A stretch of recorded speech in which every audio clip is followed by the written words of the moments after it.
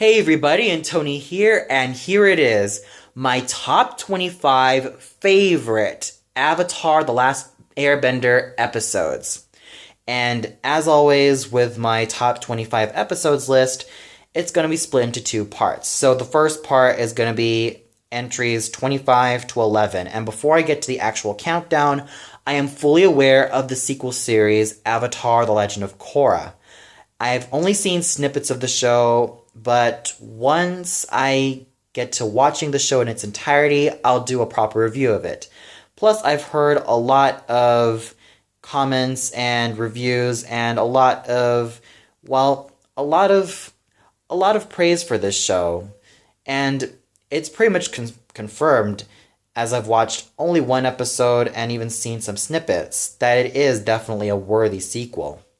So with that out of the way, let's get on with entries 25 to 11. At number 25, we have Jet, which is the introduction episode of one of the show's recurring characters, Jet, who is basically a freedom fighter, also known as a vigilante, who wants to stop the Fire Nation's tyranny, but has a lot of questionable motives and goals in order to stop them. So Aang and his friends first meet this rather charming rogue and his gang, Smellerbee, who's actually a girl, and Longshot, who is an archer of very few words. Katara also has some feelings for him and is quite smitten with him. And, well, her friends Aang and Sokka sort of notice that and kind of make fun of her on that. And it's also kind of a running gag when Katara sees Jet once more. So Katara does take a liking to him. And then when Katara, Sokka, and Aang discover Jet's plot in order to, basically take out the Fire Nation using such questionable and even pretty horrid tactics as well, especially involving when it comes to putting his new friends on the line, Katara puts a stop to that. And all is well, or sort of well. So we don't get to see Jet until season 2. So overall, this is definitely a really great introduction episode to one of the show's recurring characters. And I definitely enjoy seeing his presence. He's basically a morally questionable character, but at least he's got charm. Number 24, we have The Cave of Two Lovers, which is basically the Valentine's Day special of this series. So basically, Aang and Katara are stuck in a cave after getting themselves into a lot of situations with a lot of adventures that they've gotten themselves into. And this is the episode where they also profess their love for each other. And it really does show that Aang and Katara have basically feelings for each other. Oh, sure, I'm a sucker for Zuko and Katara together as a couple, and even Aang and Toph together as a couple, but this is the episode that really does flesh them out a lot more, not just as a couple, but also as people.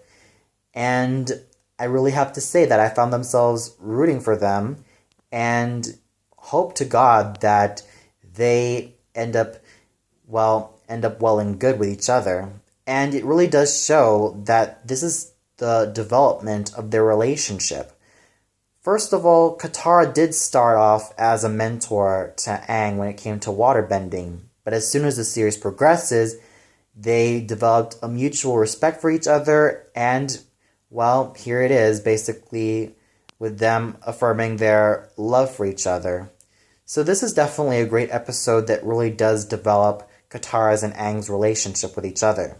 Number 23, we have The Blind Bandit, which is the introductory episode of one of my favorite characters of the show, and also probably a fan favorite as well, Toph Bei Fong. We first see Toph in an earthbending tournament, beating out a lot of huger, older, much more muscular, stronger opponents. She beats them out with finesse, and what makes Toph a really badass character when it comes to her powers is that she can sense movements from the earth. Yes, she is blind as well, but that handicap does not make it a hindrance for her. But she uses those senses. She uses other bodily senses in order to sense, okay, that there's something or someone coming towards her. There's an aura coming towards her. And she uses that to her advantage. She even manages to defeat the Boulder, who is basically the crowning champion, who even manages to talk in like first person. But Toph kicks his butt, and she wins the title, and she even becomes Aang's, earthbending mentor. It's basically a rough and rigorous training that Aang has to go through with her, and even Katara is also concerned. But even then, we also get to see a glimpse of what makes Toph the way she is. She's basically royalty. She's someone who has a very important position in her life, just like her parents, but she chooses not to really get herself confined in those, and instead does her own thing and really follows what she believes is right for her. And that's what really makes Toph a very wonderful character. She's someone who doesn't take crap, and someone who has all of these classy and very great one-liners, and she's definitely kick-ass. So overall, this is another great introductory episode, and one that I fell in love with so much.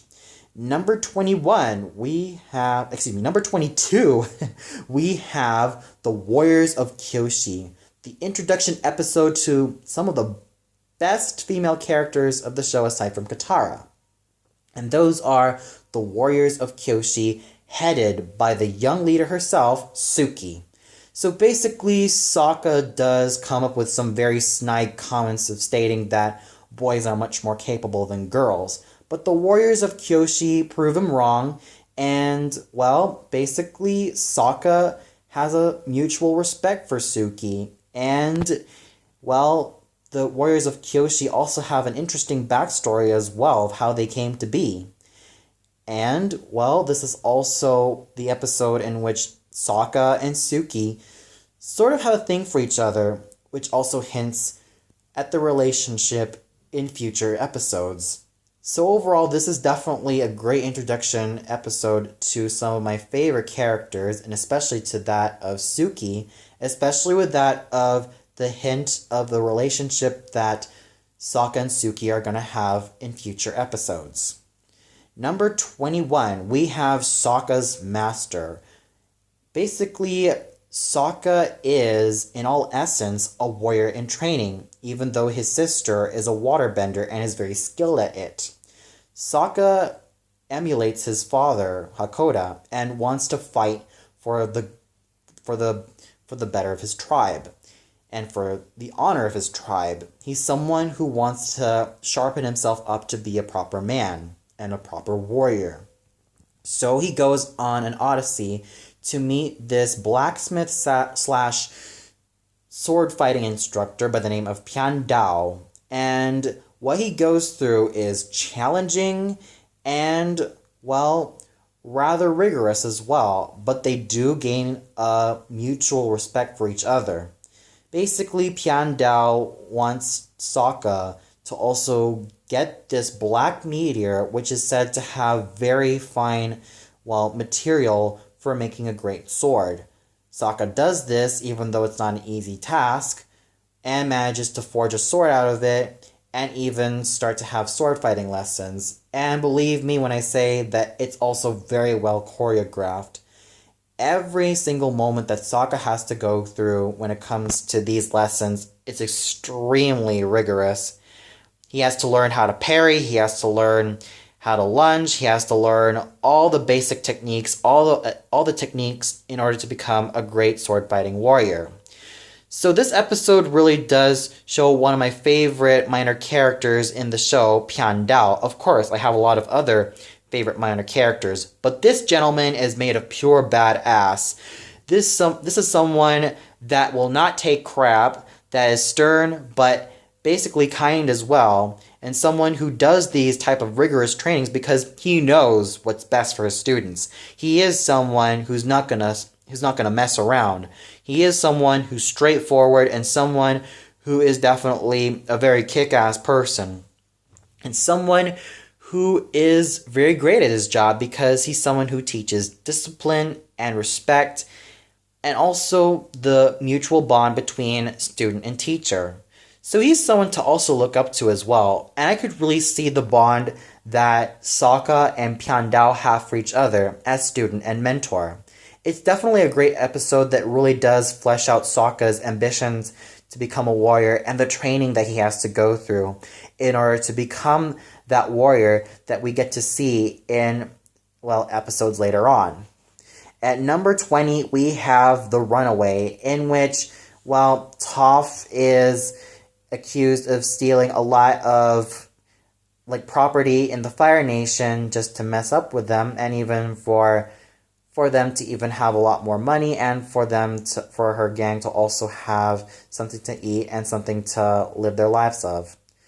And, well, basically Katara does not like Toph's questionable motives as well. And, well, despite all of that, Toph kind of refuses to listen. And then this leads to one of my favorite scenes in the episode, in which Toph and Katara have a mud fight. Yeah, I could look beyond my gay mindset in order to enjoy the scene as well. And it is definitely a fun scene as well to see both of these young ladies fight each other. But it also shows that, yeah, at times they can be at odds with each other. Katara is a lot more rational and a lot more reasonable as well. Toph is sort of like someone who doesn't always give a crap, but manages to have her own way of heading straight forth into battle. So basically, Toph is still accused of stealing stuff from the city, and then Katara manages to get herself caught along with Toph. And this also leads into another favorite scene in this episode. Well, there's no water in their prison cell, so Katara decides to make her own water by making herself sweat, by running and by jogging in place, thus increasing to a run, and then sprinting in place, thus releasing the sweat in her body to form a sort of blade, break through the wooden bars, and then get the hell out of Dodge. This is definitely a great episode, which really shows Katara being at her most resourceful. And it also does show that, yeah, Katara and Toph do also argue like siblings as well. And Katara is also like the big sister to Toph, and pretty much Toph is like the little sister that Katara does see as well. So it is definitely a great episode, which also shows the character dynamics in Katara and Toph. And number 19, we have the Waterbending Master, in which we encounter Waterbending Master is also Katara's, well, estranged grandfather, Pakku.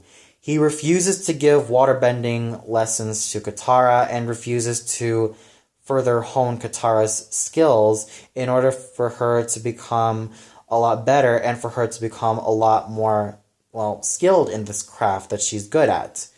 And this sort of leads to Katara stating that she is very capable of what she's doing, and even though Pakku might not, well, see that through her because, well, she's a girl, he is automatically astounded with her and manages to really kick his butt. So overall, this is definitely another Katara episode that I really love, which also proves that she is definitely one of my favorite characters because she is someone who doesn't take crap and someone who totally fights for what she believes in and someone who is strong in her beliefs and someone who is always gonna stay firm and someone who is always gonna be there for her friends and even state that she is a very strong fighter, and this episode really does prove it.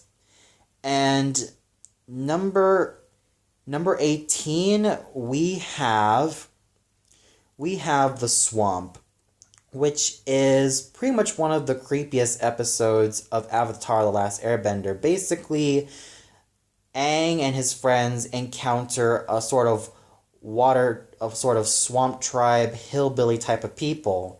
And they encounter this sort of being who basically is very capable of fighting and is so invincible, and it's known as the swamp creature. And I have to say that this episode is pretty much a very fun and thrilling episode as well. And what makes it very interesting is that, to quote Eli, or the cartoon hero, is that we never get to see who the swamp creature really is. That's what really adds to the mystery of the show as well. At number 17, we have the Blue Spirit, which really does its best to even humanize Zuko and really see a glimpse of what makes Zuko the way he is. Basically, Aang is captured, and Zuko, who is disguised as the Blue Spirit, manages to help Aang to escape and manages to really kick the hell out of all the people that have captured Aang. And they escape in a forest, and, well, at first, Aang is rather unsure of what to make of this enigmatic person. So, when Aang takes off the blue mask and finds out that it's Zuko, Zuko instead runs away, and, well, Aang, even though he offers friendship to him, Zuko is still not ready to accept Aang's friendship, and then proceeds to run like a bat out of hell and basically attack Aang despite saving his life. So this episode really does show a certain mystery to Zuko, and has made us understand Zuko as a character, or has basically made me start understanding Zuko as a character, and has also fleshed him out a lot more. And it really does give you a hint of what Zuko is going to become in the later episodes. And it really does its very best to really humanize him, and even start to have a bond with Aang as well, which really makes Zuko one of my favorite characters, because he really does go through a character arc, and this is definitely the beginning of what Zuko has to go through. At number 16, we have City of Walls and Secrets. Definitely a really creepy episode as well. While Aang and his friends are still finding Appa, they meet a tour guide by the name of Judy, who's basically a Stepford Smiler of a woman who shows them the city of Ba Sing Se, and meanwhile, Jet, while he's being under arrest or ending up detained, is telling everyone that Zuko and Iroh were in disguise all along, and they were members of the Fire Nation. So, basically, Jet gets brainwashed, and let me just tell you, you think the swamp was scary because of its, mysterious ending as well? Then this one is pretty scary. This one, I would say, is even scarier because, here are Aang, Katara, Toph, Momo, and Sokka venturing into the city. And what do we get? A Stepford Smiler of a woman who shows them around at first, and you think everything's going to be okay, right? Well, that is until you get into the deep, dark secrets of what really makes this pretty much a very messed up city as well. And it's very creepy in its atmosphere. And when Jet gets brainwashed, holy hell, did I feel like I wanted to piss my pants off. So overall, this is definitely another creepy episode that I love, and one that I really adored because of the tension that I feel in this episode. At number 15, we have Lake Laogai. This is the continuation of the episode City of Walls and Secrets, in which Appa is still captured, and not to mention we get to see one of my favorite villains of the show, aside from Azula and Ozai, Long Feng. And what's worth mentioning is that Long Feng is also voiced by Clancy Brown. A lot of you SpongeBob fans know him as Mr. Krabs from that same show, but he was also Wolf from Gargoyles, and even the voice of Lex Luthor from the Superman cartoon and even the Justice League cartoon. And he's basically very well known for voicing a lot of these badass characters, which I really do admire. Which I really do admire. This type of badass that Long Feng has, as opposed to Wolf's macho type of badass nature or bravado, and as opposed to a lot of the badasses that Clancy Brown has voiced. This type of badass is the type of badass that you would really love to run away from, and someone who would love to mess up your mind, someone who is willing to manipulate you no matter what. This Long Fang fellow is someone that you do not want to mess with, as he's gonna mess you up. And Lake Laogai definitely does show this in flying colors. It's basically the mysteries surrounding Ba Sing Se have been revealed, and it's basically Long Feng that has been controlling all of these humanoid robots who are basically Judy. And we get the feeling that yes, Judy stated that she's going to end up vacationing in Lake Laogai, only to find out that there are a lot more Judys. This episode is creepy as hell, and this is also the episode in which Appa is liberated and finally manages to return to Aang and his friends. However, the flip side is that this is also a very sad episode, especially for Jet, as he's also fatally wounded by Long Feng, and even though Katara tries to heal him, it just didn't work. And even when Toph said that Jet's lying, stating that he'll be fine, we realized that Jet is not going to last forever, and, well, he pretty much, for lack of a better word, has passed on. So it is definitely sad to see that there is a character death in this show, because I really did like Jet as a character, and it made me feel like a part of me ended up dying inside. But still, this episode was very well done in its atmosphere, and it was really wonderful to see Appa back with Aang. It was definitely a very touching episode as well. At number 14, we have The Chase, which is just made of pure epic. Basically, Azula has now been assigned to capture the Avatar. She brings along her friends, Mei and Ty Lee. Now, if you don't know, Mei is a very sarcastic, snarky, yet a very deadly knife thrower. And Ty Lee is basically someone who is an acrobatic and does a lot of these twists and twirls and cartwheels. But don't mess with her. Despite her sunny attitude, she is also a deadly fighter. Very capable of chi blocking. And you could really see just how lethal these young ladies really are in this episode, as they'll stop at nothing to achieve their ultimate goal. Especially when Ty Lee gets in a fight with Sokka, and even Ty Lee starts to develop a little crush on Sokka as well. She states that he's quite cute, and even Sokka is kind of creeped out by it.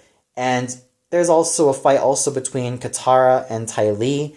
And let me just tell you that the fight scenes that each of these characters get themselves into is just made of pure win and pure awesome. It's well choreographed. The tension in this episode is just so high. The stakes are also quite high as well. And it's just so much fun.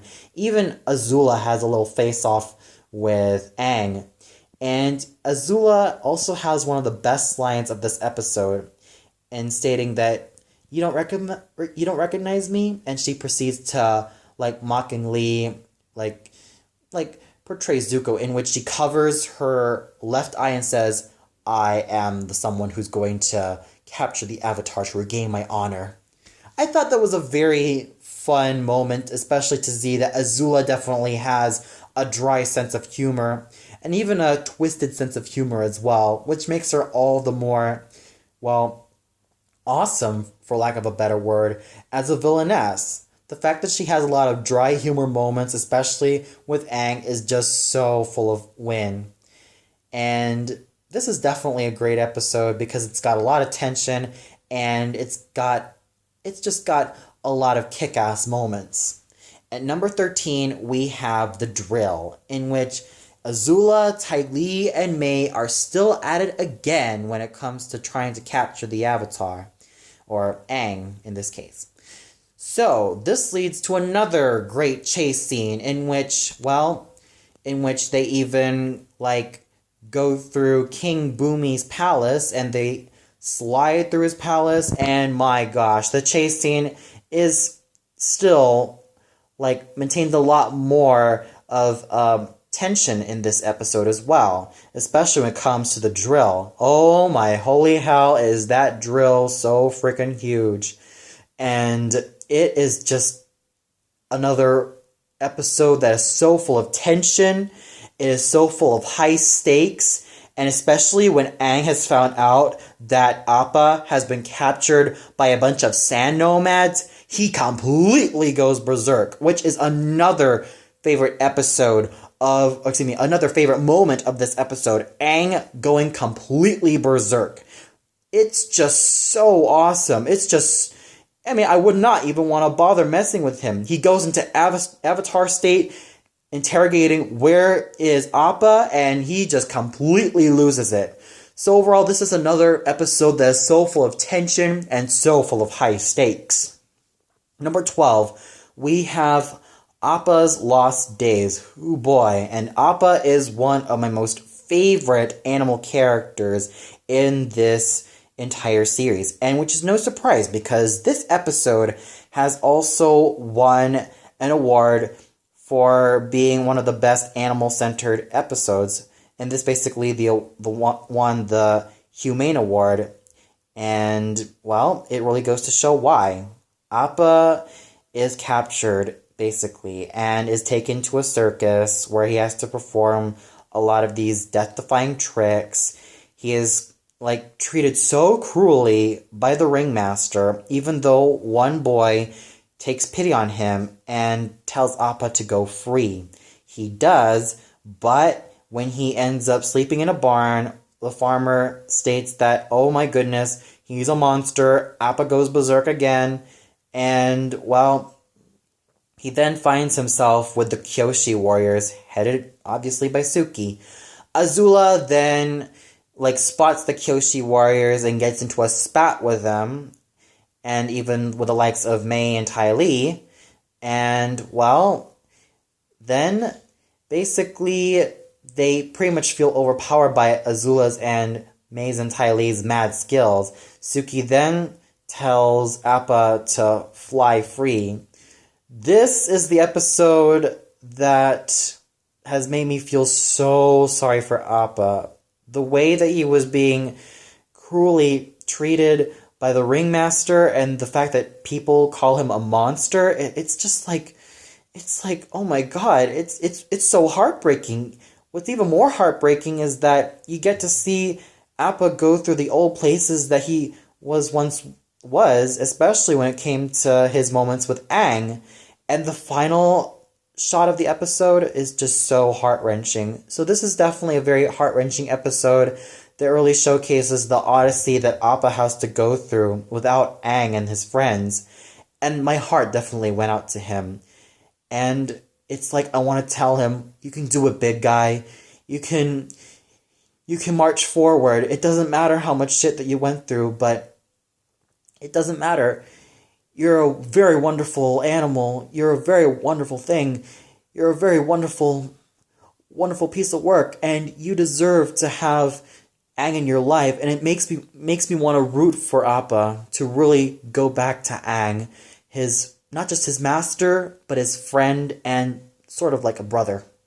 And then number 11, we have The Storm, in which there is also a flashback of how Zuko came to be. This is definitely the hugest highlight for me.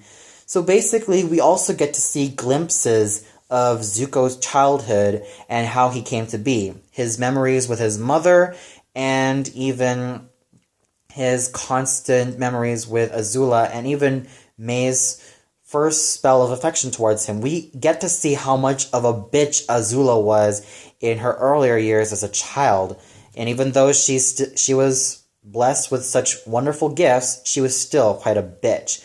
And even then, this episode made my heart even go out to Zuko even more, because I really get to see how much more fleshed out Zuko turned out to be. And when his face got burnt when he refused an Agni Kai with his father, I was like, oh my god, it was just so heartbreaking. So overall, The Storm is a very well done episode that has made me feel not just for Aang, but also for Zuko. And with Aang, he basically still has to go through an odyssey of trying to train himself a lot better. But with Zuko, it's an odyssey that he has to go through the past and how painful it is. Well, that's it for entries 25 to 11, and these were such great episodes. And tune in later where I talk about the final 10. And with that, see you later, everybody.